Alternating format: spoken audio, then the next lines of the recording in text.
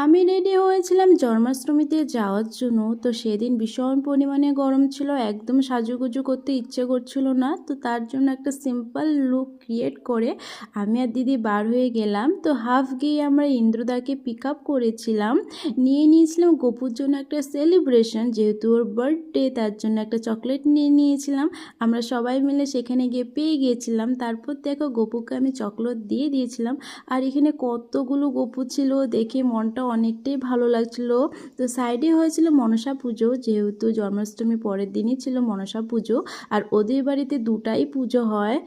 তারপর আমরা চলে গেছিলাম ছাদে। তো ছাদে তো ভীষণ পরিমাণে গরম ছিল, তারপর ওয়েট করতে করতে আমরা প্রসাদ খাওয়ার জন্য বসে গিয়েছিলাম।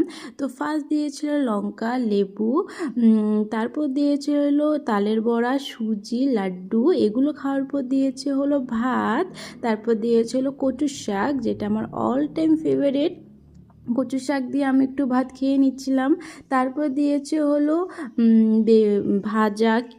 তারপর দিয়েছিল ডাল, যেটা খেতে আমার ভীষণ ভালো লাগে। আর এটা প্রসাদ বলে খেতে কথা, এটা তো অল টাইম আমার ফেভারিট। তো তোমরা কে কে প্রসাদ খেতে ভালোবাসো আমাকে একটু জানাবে। তো দেখো আমরা সবাই মিলে একসাথে খেতে বসেছিলাম। তো এগুলো দিয়ে খাওয়ার পর দিয়েছে হলো পনির। আর প্রসাদ বলতে গেলে সবগুলো রান্নায় বেশ ভালো হয়েছিল, অনেকটাই ভালো লাগিয়েছে খেয়ে। তারপর দিয়েছে হলো টক, তারপর দিয়েছিল পায়েস। তো আমরা খেয়ে একদম বসিনি, যেহেতু গরমটা অনেকটাই পরিমাণে ছিল।